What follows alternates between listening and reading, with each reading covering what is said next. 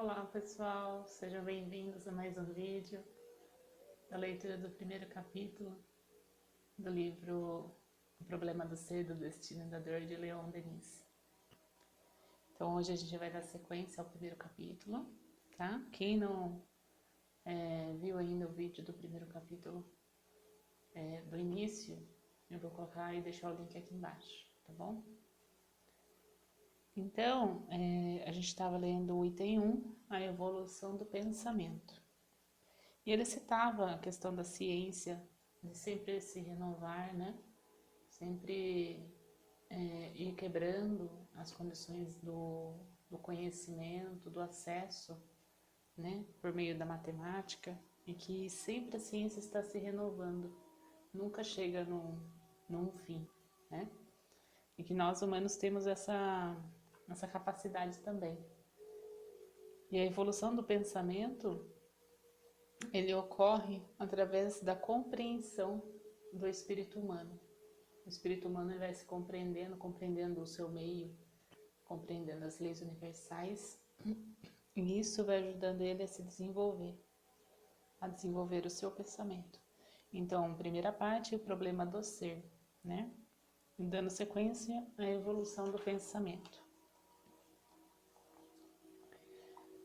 É essa a razão porque as crenças e os conhecimentos de um tempo ou de um meio parecem, para o tempo ou o meio onde reinam, a representação da verdade, tal qual a podem alcançar e compreender os homens dessa época, até que o desenvolvimento das suas faculdades e consciências os tornem capazes de perceber uma forma mais elevada, uma radiação mais intensa dessa verdade.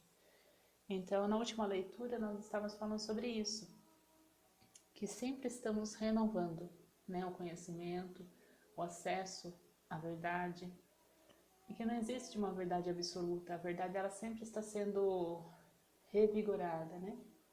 Então, sendo cada vez mais acrescentada conhecimentos, e ela vai se alargando devagarzinho. Sob esse ponto de vista, o próprio feiticismo, apesar dos seus ritos sangrentos, tem uma explicação. É o primeiro balbuciar da alma infantil, iniciando-se para soletrar a linguagem divina e fixando os traços grosseiros em formas apropriadas ao seu estado mental. A concepção vaga, confusa, rudimentar de um mundo superior. Então, aos poucos, a gente vai entendendo isso, né? É como o aprendizado de uma criança. Não tem como a gente explicar tudo de uma vez para uma criança sobre a vida humana. A gente tem que ir dando a ela um conhecimento de acordo com a sua idade, para que ela consiga compreender dentro dos seus limites, né? E a mesma coisa é com a nossa evolução aqui na Terra. Vem no tempo certo a sabedoria, o conhecimento necessários para que a gente possa se desenvolver cada vez mais, né? Tem coisas que a gente não entende. Por exemplo, ele falou dos ritos aqui sangrentos, né? A gente olha isso e fala assim, nossa, que absurdo, como que pode isso ocorrer, né? Mas que a gente ainda está dando os primeiros passos rumo ao entendimento das leis universais, como regem as vibrações, as frequências energéticas. A gente está entendendo começando a entender todo o mecanismo universal, né? E às vezes a gente inicia esse aprendizado de uma forma bem rudimentar mesmo, como o livro aqui cita. Que a gente precisa aceitar que a evolução da humanidade se dá de diversas formas. Nem sempre é da forma que nós imaginamos, né? O paganismo representa uma concepção mais elevada, posto que mais antropomórfica. Nele os deuses são semelhantes aos homens. Têm todas as suas paixões, todas as suas fraquezas, mas já a noção do ideal se aperfeiçoa com a do bem. Um raio de beleza eterna vem fecundar as civilizações no berço. Então, a questão da simbologia através dos deuses, né, que a gente tem até hoje, é uma figuração que nos auxilia a compreender como funciona a estruturação dos humanos. O que habita em nós, como isso funciona, como isso interage com o nosso meio. Então, foi utilizada uma linguagem, vamos por assim, né, simbólica, para que a gente possa compreender como funciona todo esse universo humano. Mais acima vem a ideia cristã, essencialmente feita de sacrifício e abnegação. O paganismo grego era a religião da natureza radiosa. O cristianismo é a da humanidade sofredora, religião das catacumbas, das criptas e dos túmulos, nascida na perseguição e na dor, conservando o cunho da sua origem, reação necessária contra a sensualidade pagã, tornar-se-á ela, pelo seu próprio exagero, impotente para vencê-la, porque o ceptismo, a sensualidade renascerá. Aqui, pelo que eu consigo compreender, há uma mescla, né, sobre as paixões humanas e sobre as concepções mais elevadas desses termos que nós precisamos estudar. A ideia cristã, ela é carregada realmente de muito sofrimento até hoje, né? E isso continua sendo divulgado, porque quando a era cristã realmente reinou aqui na Terra, foi um processo muito doloroso, foi um processo muito intenso de sofrimento, que muitos seres, milhares de seres passaram, que foram perseguidos, né? Tinham toda aquela ansiedade, aquele medo, né, de acessar o conhecimento cristão. Então a gente precisa equilibrar essa balança, né? Porque nós temos a nossa parte de luz e a nossa parte de sombra. Nós temos também as nossas paixões humanas que nós não podemos negar. Então é equilibrar isso, o acesso daquela beleza, né? Que é quase intocável que nós temos, que estamos aprendendo a acessar devagar. E também temos as nossas paixões humanas, porque aqui nós nos encontramos. E estamos em evolução em questão a essa vivência. O cristianismo, na sua origem, deve ser considerado como o maior esforço tentado pelo mundo invisível para comunicar ostensivamente com a nossa humanidade. É segundo a expressão de Myers, a primeira mensagem autêntica do além. Abre aspas, né? A primeira mensagem autêntica do além, fecha aspas. Já as religiões pagãs eram ricas de fenômenos ocultos de toda espécie e de fatos de adivinhação. Mas a ressurreição, isto é, as aparições do Cristo materializado, depois de ter morrido, constituem a mais poderosa manifestação do que os homens têm sido testemunhas. Foi o sinal de uma entrada em cena do mundo dos espíritos, entrada que, nos primeiros tempos cristãos, se produziu de 1000 maneiras. Dissemos, em outra parte, como e por que, pouco a pouco, foi desenvolvido de novo o véu do além, e o silêncio se fez, salvo para alguns privilegiados, videntes, estáticos, profetas. Então aqui ele cita que a era cristã, quando se deu aqui na Terra, né, lá no início, foi fundamental, porque ali foi tratado muitas coisas sobre o mundo espiritual, sobre o retorno, que nós podemos sim retornar. Só que algumas religiões falam de ressurreição, né? O Espiritismo acredita que ali foi manifestado, né? Materializado Jesus após a sua morte. Então cada religião tem uma compreensão diferente. Se foi alterado, se não foi, no meu ponto de visão e aquilo que eu consigo conceber como intuição, nada é o acaso. Eu acho que cada um recebe aquilo que precisa receber dentro das religiões que participam, tá? Precisou desse silêncio do mundo espiritual por um tempo, para que tudo não fosse divulgado de uma forma massificada, né? Porque voltemos ao início, como a gente estava falando, tem que ser de acordo com o nosso limite, com a nossa capacidade de acesso à informação. Então, se estamos num nível mais infantil, nós precisamos receber conteúdos um pouco mais infantis, para que a gente consiga amadurecer a nossa capacidade de raciocínio, de compreensão, porque às vezes pode ser muito perigoso também a gente pegar um conhecimento muito aprofundado e pela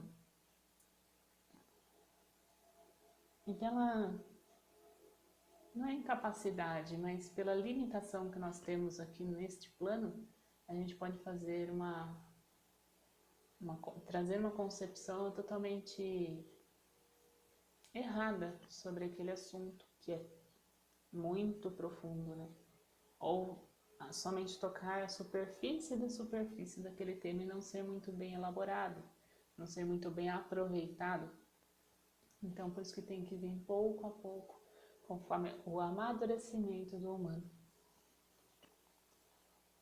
Assistimos hoje a uma nova florescência do mundo invisível na história, as manifestações do além, de passageiras e isoladas, tendem a converter-se em permanentes e universais. Entre os dois mundos desdobra-se um caminho. A princípio simples carreiro, estreita senda, mas que se alarga. Melhora pouco a pouco e se tornará estrada larga e segura. O cristianismo teve como ponto de partida fenômenos de natureza semelhante ao que se verificam em nossos dias, no domínio das ciências psíquicas. É porque esses fatos que se revelam a influência e ação de um mundo espiritual, verdadeira morada e pátria eterna das almas. Por meio deles, rasga-se um claro azul na vida infinita. Vai renascer a esperança nos corações angustiados, e a humanidade vai reconciliar-se com a morte. Olha que lindo, né? Esse é o nosso destino. Nós já estamos entrando nesse destino, a revelação do mundo espiritual, né?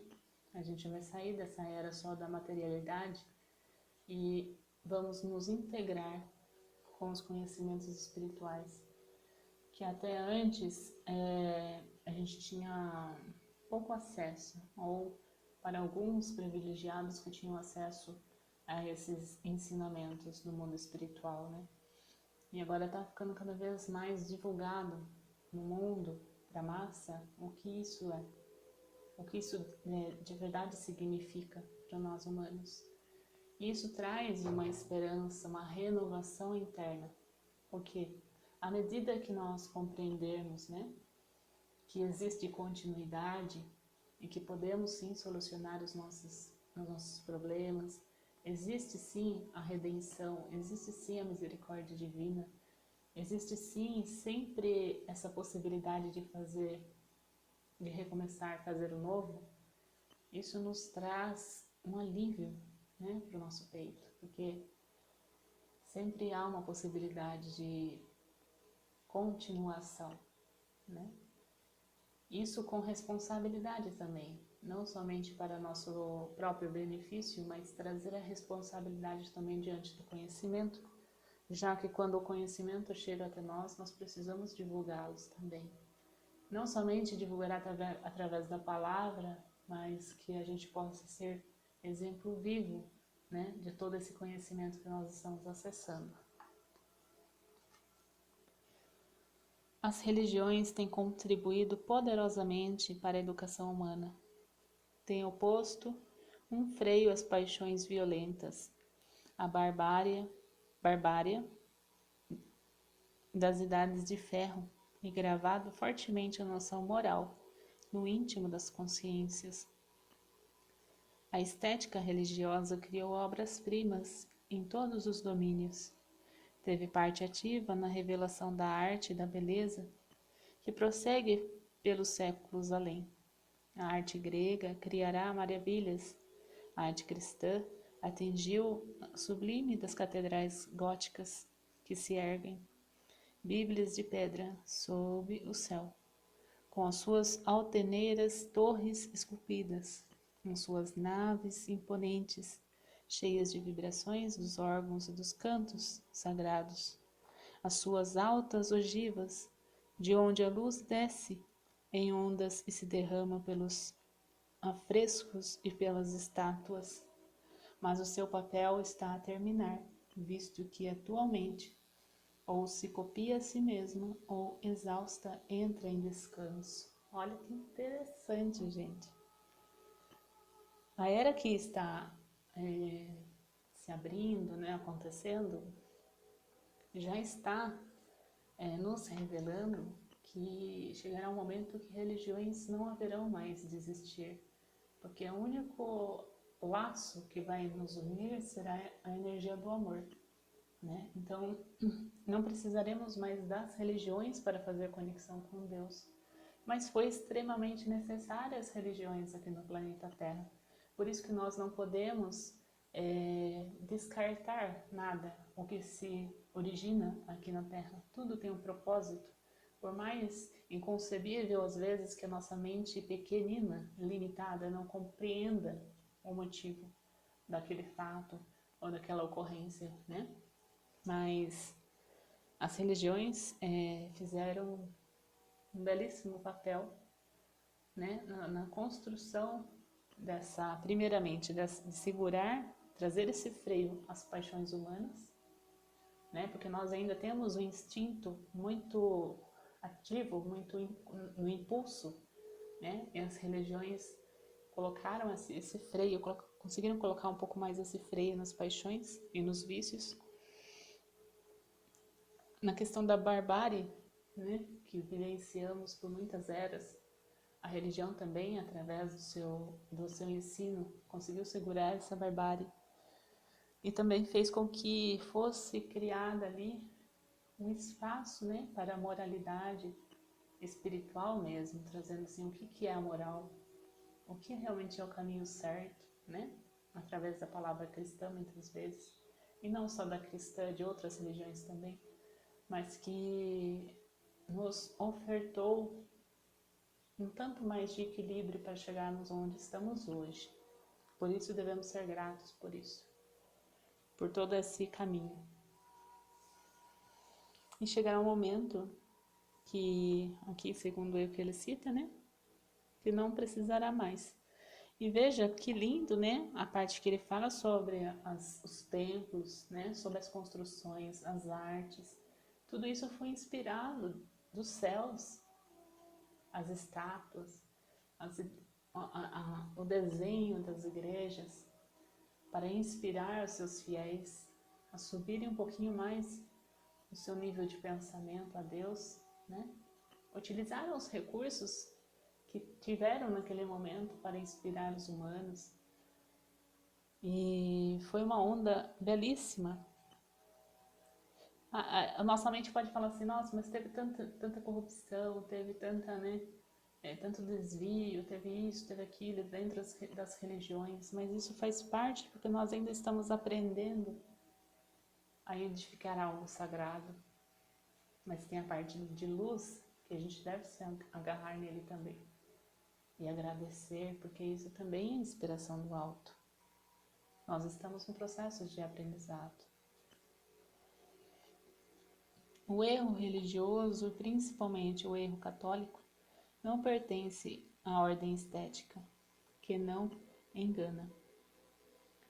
É de ordem lógica, consiste em encerrar a religião em dogmas estreitos e em moldes rígidos, quanto o movimento é a própria lei da vida. O catolicismo mobilizou o pensamento em vez de provocar-lhe o voo. Então, houve o tempo que aqui ele cita do catolicismo, né? Que houve esse, vamos pôr assim, entre aspas, aprisionamento da consciência. Então, assim, ofertou sim um bom conteúdo para o humano, para que ele conseguisse compreender um pouquinho mais sobre as suas paixões, sobre os seus impulsos e sobre o que de fato precisava vibrar dentro dele em questão da moralidade, mas manteve-se dentro desse círculo somente, desse pequeno conteúdo, sendo que a religião às vezes poderia impulsionar para um voo maior, né? Isso não foi bem aproveitado. Está na natureza do homem exaurir todas as formas de uma ideia, ir até aos extremos, antes de prosseguir o curso normal da sua evolução. Cada verdade religiosa afirmada por um inovador enfraquece-se e altera com o tempo, por serem quase sempre incapazes os discípulos de se manterem na altura a que o mestre os atraíra. Desde esse momento, a doutrina torna-se uma fonte de abusos e provoca pouco a pouco um movimento contrário, no sentido do ceticismo e da negação. A fé cega sucede à incredulidade. O materialismo faz a sua obra e somente quando ele mostra toda a sua impotência na ordem social é que se torna possível uma renovação idealista. Olha que interessante, gente, o que ele cita, né? Chega um momento que as religiões, elas não conseguem ofertar, seja pelo aprisionamento porque não querem, né? Ou porque tentam sim empregar algo mais superior, mas chegam a um teto, a um limite ali, né?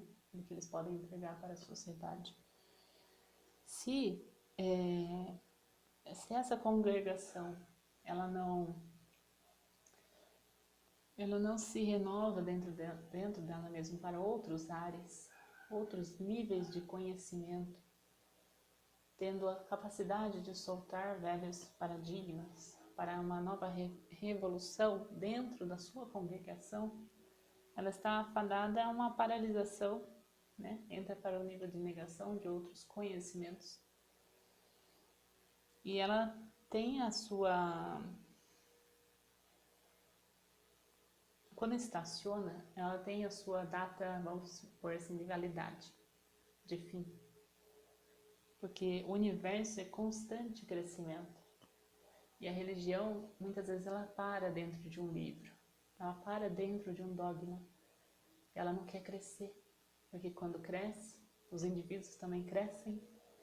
Os indivíduos se tornam independentes. E muitas vezes as religiões querem manter ali as criaturas sobre o seu domínio, né? Então essa é a problemática. Então vai chegar um momento que vai cair. Todas essas estruturas vão cair. Aquelas que não querem se renovar dentro delas mesmas, né? É o que está acontecendo já.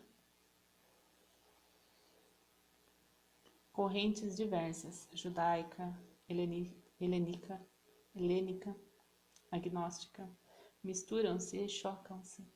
Desde os primeiros tempos do cristianismo, na esteira da religião nascente, declaram-se cismas. Sucedem-se rupturas, conflitos, no meio dos quais o pensamento do Cristo se vai pouco a pouco velando e obscurecendo.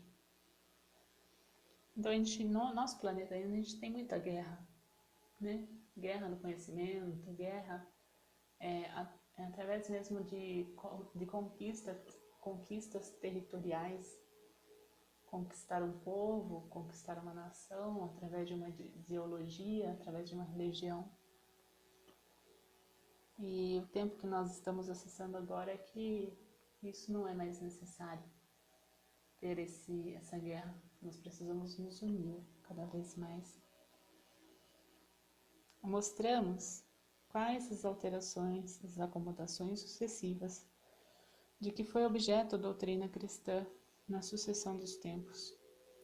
O verdadeiro cristianismo era uma lei de amor e liberdade. As igrejas fizeram dele uma lei de temor e escravidão. Daí se afastarem gradualmente da igreja os pensadores, Daí o enfraquecimento do espírito religioso em nosso país. Olha que interessante. Então ele cita que o cristianismo era amor e liberdade, não tinha nenhum aprisionamento, não tinha nenhum temor. Só que quando pegaram esse conhecimento e transformaram em religião, na própria religião ali, como disse, né?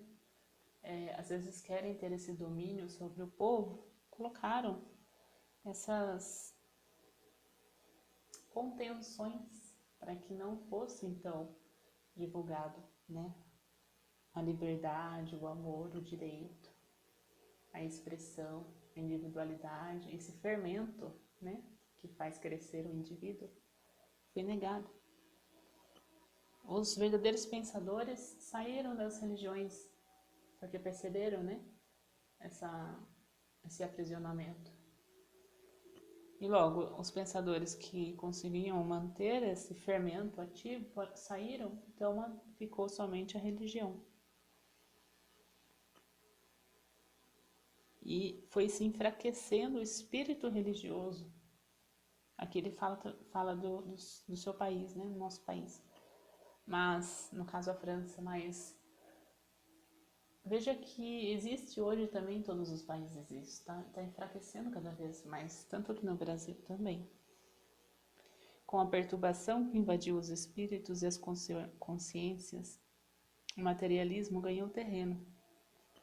A sua moral, que pretende foros de científica, que proclama a necessidade da luta pela vida, o desaparecimento dos fracos e a salvação dos fortes, reina hoje, quase como soberana, tanto na vida pública quanto na vida privada. Olha que interessante essa citação que ele traz, né? Então, com essa queda, né, esse aprisionamento religioso, deu espaço para o materialismo desenfreado, onde foi criada uma condição de luta pela vida, de guerras mesmo, né, entre humanos, a seleção dos fortes, né, soberania, tanto na vida pública quanto na vida privada, a questão da gente guerrear com o outro, disputar com o outro. Isso não é uma vida voltada para o cristianismo ou voltada para o amor universal. Isso é uma guerra ideológica, né? Quem tem o maior poder, quem tem o maior controle, quem tem a maior sapiência, voltado sempre para o ego, voltado sempre para o eu, né? Individual. Então a gente se perdeu um pouco nessa questão. Todas as atividades se aplicam à conquista do bem-estar e dos gozos físicos. Por falta de preparação moral e de disciplina, a alma francesa perde as suas energias, insinuando-se por toda parte o mal-estar e a discórdia na família e na nação. Dizíamos, um período de crise. Não bastante as aparências, nada morre. Tudo se transforma e renova. A dúvida que assedia as almas em nossa época prepara o caminho para as convicções de amanhã, para a fé inteligente e esclarecida, que há de reinar no futuro e estender-se a todos os povos, a todas as raças. Olha que lindo! Então, ainda estamos passando por esse processo, né? Do materialismo, da descrença, voltado somente só para o nosso ego, para o nosso eu, a disputa, né? O individualismo, o egoísmo. Só que o humano, ele sempre vai sendo empurrado para sair dessa condição da ignorância, né? Então, sempre chega um momento que o próprio indivíduo para e pensa com ele mesmo, né? Poxa, mas será que é esse caminho mesmo? Sempre existe a força do alto a nos inspirar para um novo caminho, né? Então chega um momento que a gente faz essa virada. A gente é laçado por esse amor, né? Laçado no bom sentido. Nós somos abraçados por esse amor para a renovação. Sempre assim. A gente entra pelo caminho da sombra, aí Deus vai lá com muito carinho e nos traz para a luz de novo, para a consciência. E não que a sombra não sirva para nada, na sombra a gente aprende muito, a gente amadurece muito. Quando a gente volta para a luz, a gente volta com mais bagagem para continuar nosso caminho. Bom, pessoal, eu vou parar por aqui. Tá muito interessante, né? Mas eu vou parar por aqui, porque senão vai ficar muito longo o vídeo, tá bom? Então eu espero vocês para a próxima leitura, que tá muito interessante, né? Esse ponto de vista que Leon Denis traz para nós. E eu espero que vocês também tragam suas sugestões, se quiserem deixar seus comentários, o que estão achando dessa leitura, por favor, compartilhe com a gente, tá bom? Um grande abraço e até mais.